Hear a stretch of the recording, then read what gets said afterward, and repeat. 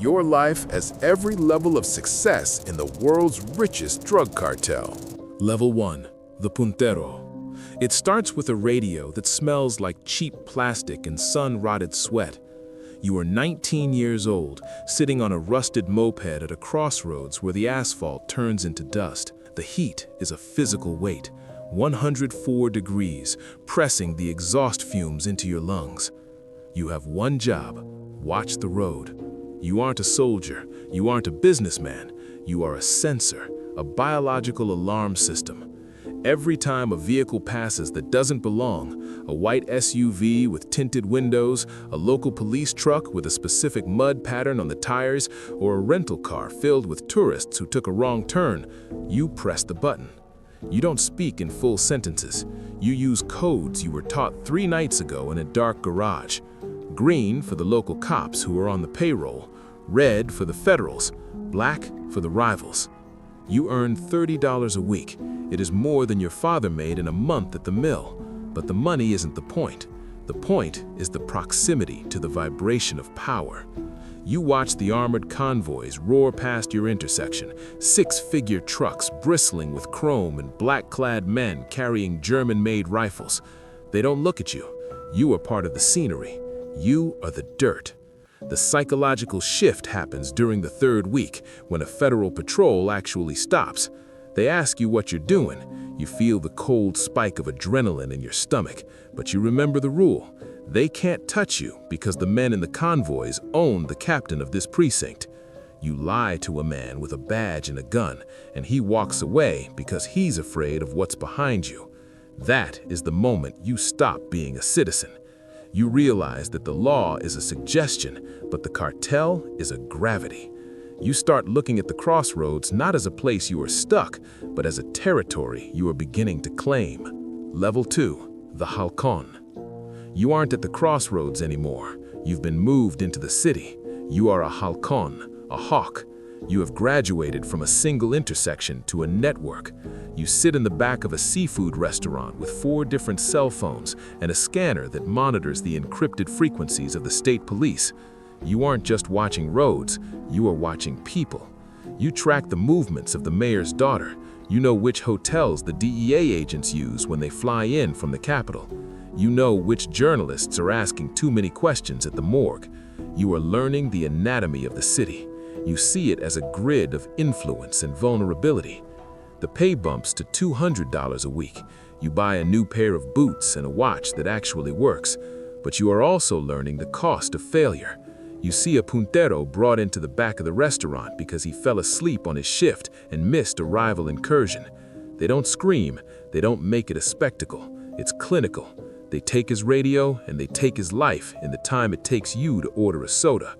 You don't feel the horror you expected to feel. You feel a cold, sharpening clarity.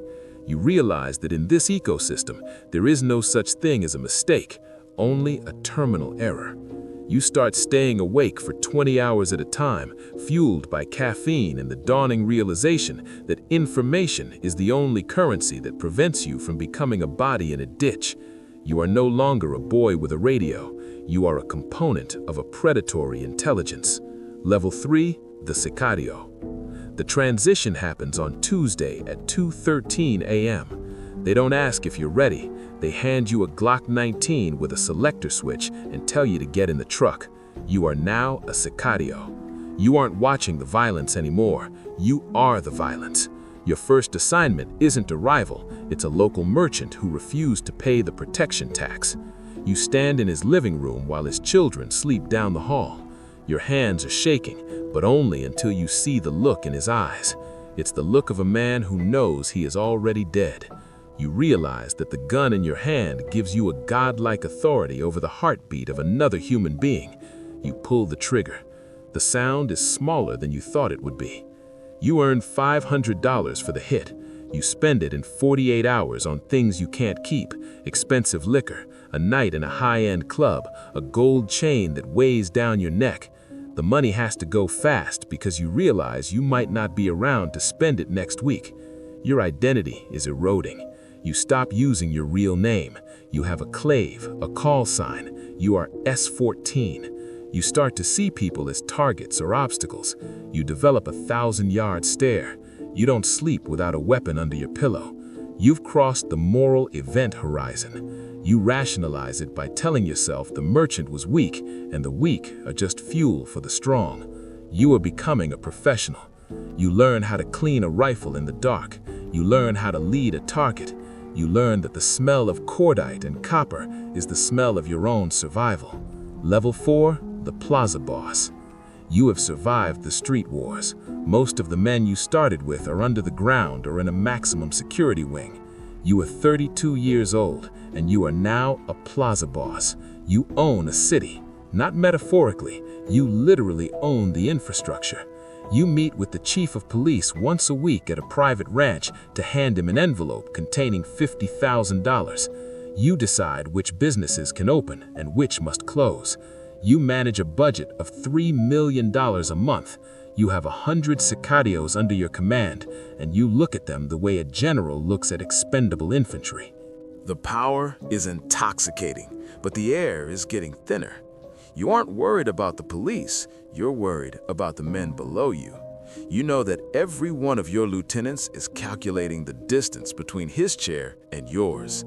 You become a master of psychological warfare. You use public displays of extreme brutality, not because you're angry, but because fear is the most efficient management tool ever invented. You hang rivals from bridges to send a message to the neighboring plaza. You are no longer a person. You are a brand of terror. You clear $80,000 a week for yourself, and none of it touches your name. It sits in offshore accounts you access through a lawyer in Panama. You realize you have everything you ever wanted, but you can't walk into a grocery store without 4 armored vehicles and a dozen men with submachine guns. You are a king in a cage of your own making. Level 5, the Logistics Director. The organization moves you out of the heat of the plaza. You are too valuable to be lost in a street skirmish. You are now the Logistics Director for the entire Federation. You are the architect of the supply chain. You don't look at drugs, you look at weight, volume, and transit times. You manage a fleet of 5 semi-submersible submarines, 14 Cessna 210s, and 3,000 shipping containers. You are moving 70 tons of product a month across 3 continents. You understand the global economy better than most Wall Street analysts. You know how a dock worker strike in Long Beach will affect the price of a kilo in Chicago. You live in a penthouse in a city that doesn't know who you are. You wear $3,000 suits. You speak 3 languages. The moral tension has been replaced by the cold mathematics of risk management. A lost shipment isn't a tragedy, it's a tax. If a submarine is seized by the Coast Guard, you lose $80 million in revenue, but you've already factored a 15% loss rate into the quarterly projections. You are the one who negotiates with the producers in the mountains and the wholesalers in Europe. You realize that the war on drugs is actually a massive, unregulated global market, and you are one of its primary CEOs. The psychological shift is a sense of utter superiority. You look at the legitimate world and see a farce of rules that people only follow because they aren't strong enough to break them. You are moving the world's most desired commodity, and the world is rewarding you with billions. Level 6, the Financial Architect. The product doesn't matter anymore. The logistics don't matter. The only thing that matters is the wash. You are the financial architect. You are the one who turns the mountain of blood-stained cash into clean digital numbers that can buy skyscrapers, professional sports teams, and politicians. You manage a network of 400 shell companies. You use the smurfing method to deposit millions in small increments across 1,000 different bank accounts. You have moved into the world of high-yield real estate and emerging tech. You clear $4 million a month in personal profit, and you are legit. On paper, you are a venture capitalist with a philanthropic foundation. You dine with senators who know exactly where your money comes from, but they shake your hand because your donations ensure their re-election. This is the level of true corruption. You realize that the cartel isn't an enemy of the system, it is a vital organ of it. You provide the liquidity that keeps the banks afloat during a recession. You see the hypocrisy of the world in high definition. The moral numbness is total. You no longer feel anything when you hear about a massacre in a border town. To you, that's just operational friction in the primary sector. You have lost all connection to the boy on the moped. You are a ghost in the machine of global finance. You have reached a level of status where you are untouchable, not because of guns, but because your collapse would trigger a regional economic crisis. Level 7, the capo. There is only one step left.